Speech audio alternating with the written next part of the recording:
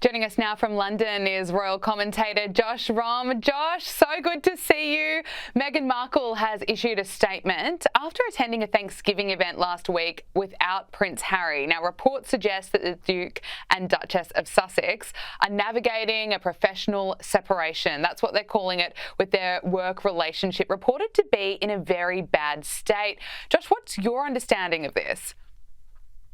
Well, I'm not really surprised at this at all because, let's be honest, Meghan was a D-list actress before she met Prince Harry. And well, their massive break into Hollywood has, in a nice way, it hasn't gone as planned. She's had friends deserting her left, right and centre. She's fallen out with people such as Katy Perry. You know, it's been very widely reported that her personal relationships with the likes of Oprah Winfrey and Gayle King aren't what they were. So this is probably her trying to distance herself from maybe Harry's problems with the royal family to try and break into Hollywood again and to try and put her Hollywood career back on track. Because when we look at what's coming up on Netflix, especially with Harry's next project, he's got the show, the documentary series Polo, which is set to be released on the 10th of December. And it will, I quote, provide viewers with unprecedented access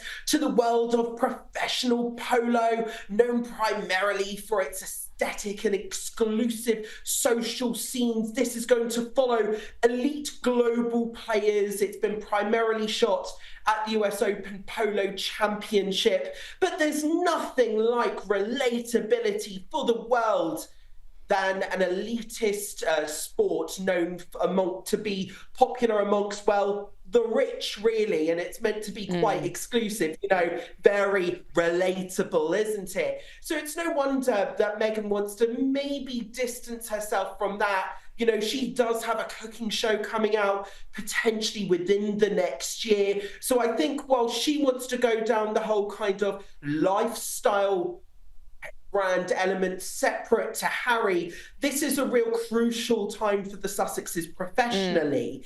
And actually, you know, when we look at them, you know, their quasi-royal tours that they've taken part in, you know, what do they represent? They just represent themselves. All they're doing is visiting disadvantaged areas and preaching virtue signaling slogans. You know, they're not representing countries. They're not actually making any meaningful change in the world, apart from talking about their philanthropic efforts, which are just them preaching to the world, really. So I think Meghan is trying to distance herself on purpose because I think it's clear she wants to go down the Hollywood route. And bearing in mind, we know Harry's hatred of the press, I don't think that's going to be something that he'll be too comfortable with.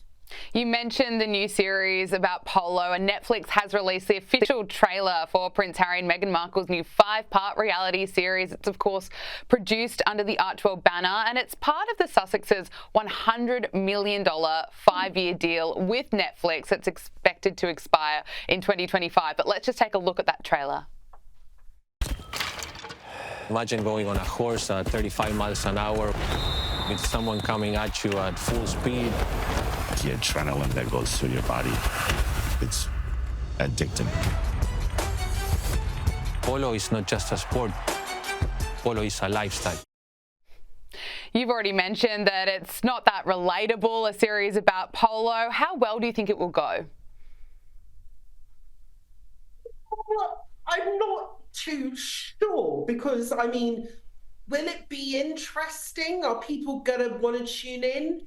Maybe, but this isn't necessarily a groundbreaking documentary series about a new and innovative topic as much as they try to pitch it.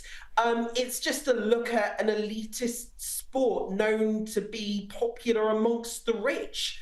I mean, it's not necessarily a sport that everybody watches. It's not necessarily a sport that the wide public around the world will be genuinely interested in. This is quite a niche topic. So we'll wait and see how well it goes. But I think what this does show, it does show the fact that Harry and Meghan they're scratching for ideas, they're clawing for ideas, they're desperate to try and release anything.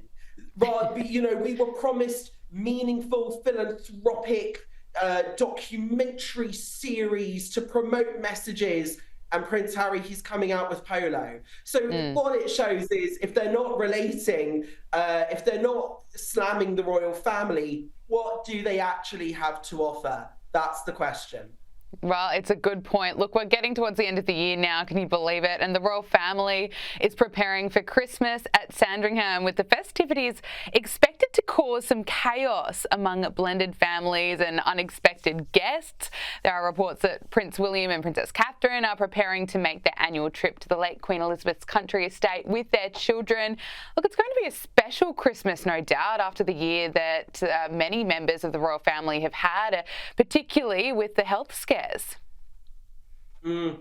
Absolutely. And what I really like about this blended Christmas, is what some royal commentators are calling it, is the fact that His Majesty the King has invited his two stepchildren, Tom Parker Bowles and Laura Lopes, to Christmas, and their 5 children. These are all from Camilla's side to the royal family celebration at Sandringham here. So these are the children from Camilla's first marriage to Major Parker Bowles. So what we have is, we're going to have this real blended Christmas at Sandringham this year, with all of these other guests that aren't usually on the inner royal family circle guest list, so to speak. We've got these extended members of the family from Her Majesty the Queen's side being invited for Christmas this year. But what I think this really shows, it shows that whilst Harry and Meghan, and again, I'm going to bring it back to Harry and Meghan, because whilst this separation between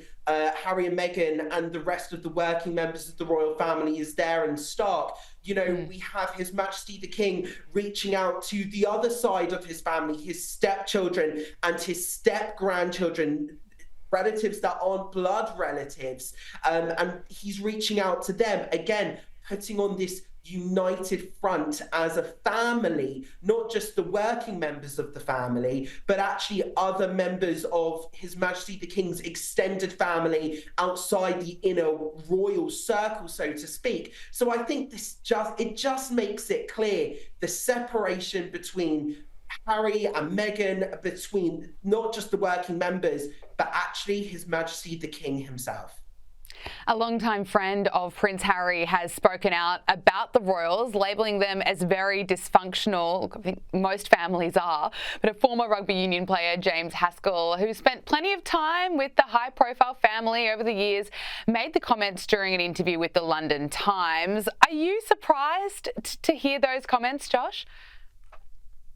Well, yes and no, because I think it's kind of a well-known fact. I mean, all we have to do is look at Harry and Meghan to see how dysfunctional the royal family are as a family outside of their working environment.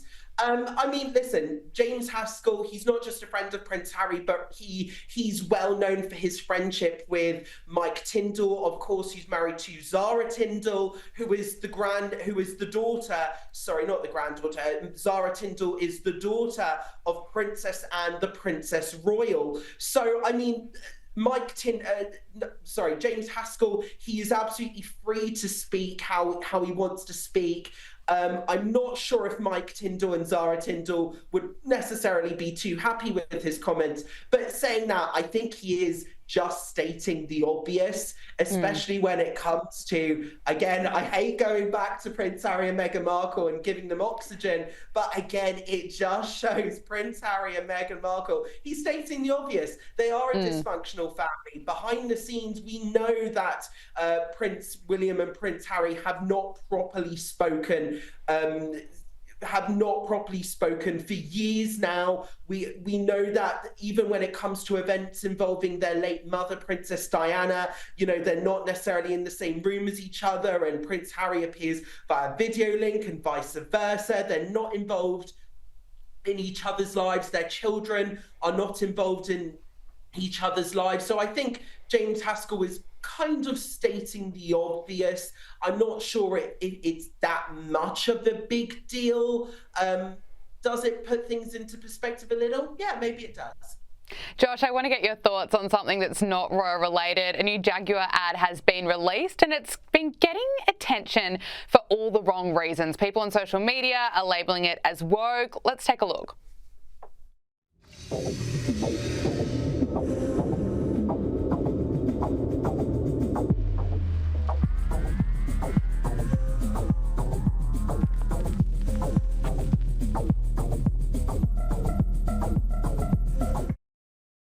Josh, it doesn't exactly show off the car and the car's features. What do you make of the ad?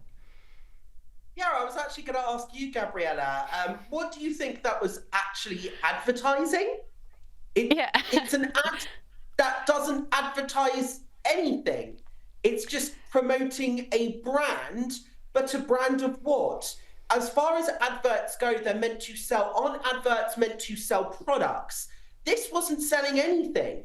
You know, I thought when I first watched it, I thought, oh, good, Vogue's released a bit of an edgy pictorial. Vogue's released a new ad. Oh, it's a very colourful, it's very flamboyant. It's, as the advert says, it's stay exuberant. It's very exuberant, but it doesn't sell cars. This is for a car brand that doesn't sell cars. And considering as well, the company doesn't really have cars in the production line, surely they would want to sell the cars that they have in the showrooms or whatever. All this will do is alienate the customer base that Jaguar are already known for. And then when you look at what they're trying to do with their brand, it seems like they're trying to target rich millennials or rich Gen Z, when actually most of millennials and Gen Z are suffering through a cost of living crisis. So the kind of Gen Z and millennial business owners, the rich business owners, I think it's a very niche market that they're trying to kind of look into. All will be revealed. We know that Jaguar have teased this big showcase in Miami coming up when Elon Musk asks, what the hell is this? But the advert in itself, I just think it's so stupid on so many levels, because adverts are meant to sell products, but there was no product showcased in that advert at all. All it was pointless virtue signaling messaging for a DEI initiative within a company, but for what? That's the thing. Yeah, it certainly doesn't make me want to go out and buy a Jaguar. It is getting headlines, so maybe that's part of the point. But Josh Rom, it is so great to speak with you. Thank you so much for joining us on Power Hour. Thanks so much, Gabriella. Love you as always.